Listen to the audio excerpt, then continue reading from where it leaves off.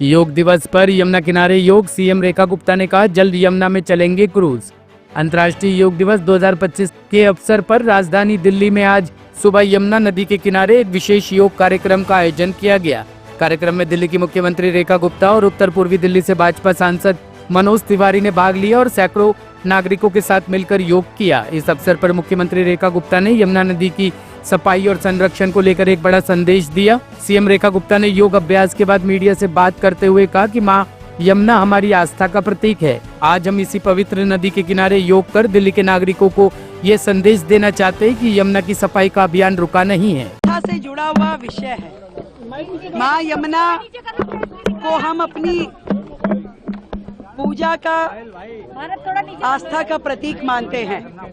यमुना जी को लेकर के वर्षों से जिस तरीके से अनदेखी की गई, वर्षों वर्ष सरकारें रही, परंतु उन्होंने कभी सरकार ने उस तरीके का काम नहीं किया जो मां यमुना के लिए किया जाना चाहिए।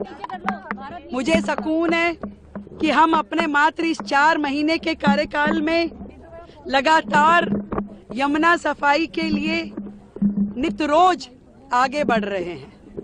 हजारों करोड़ के काम, जितने भी डिसेंट्रलाइज एसटीपी थे, जितने एसटीपी हैं, जितनी पाइपलाइन बिछनी है, जितनी सीवर लाइन बिछनी है और जो कुछ भी यमुना माँ की सफाई के लिए किया जाना है, उसके निर्मल प्रवाह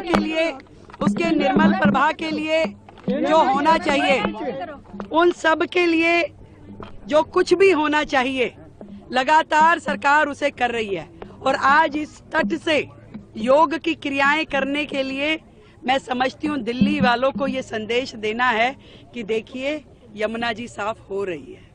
आज लोग कहते हैं क्रूज कहाँ चलेगा, मैं उन्हें बताना चाहती हूँ क्रूज यहाँ चलेगा जहाँ बोट चल रही है, जहाँ यमुना तट पे बच्चों ने योग किया।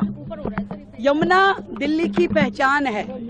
इंद्रप्रस्थ के रूप में जब दिल्ली बसती थी तब भी यमुना जी के घाट पे ही दिल्ली बसी हुई थी। और आज केवल आवश्यकता इस बात की है कि ईमानदारी से हम लोग यमुना सफाई के लिए काम करें, शिद्दत के साथ हर एक कार्य को आगे बढ़ाने के लिए हम मेहनत करें।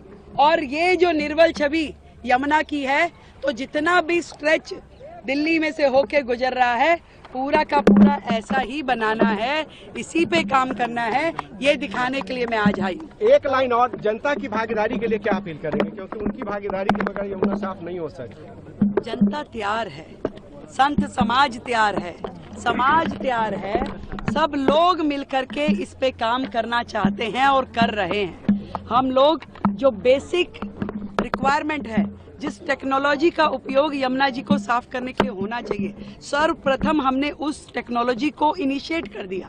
उसको हायर करने के लिए जो प्रोसीजर है, जो टेंडरिंग है, वो उस पे काम चल रहा है, ताकि वो होने के बाद में आपके जो गंदा पानी नालों का यमुना जी में गिरता था वो ट्रीट हो सके, वो साफ हो सके, ताकि एक बूंद भी जल यदि जो यमुना जी में आए वो स्वच्छ होना चाहिए। ब्यूरो रिपोर्ट, टीम मानस न्यूज।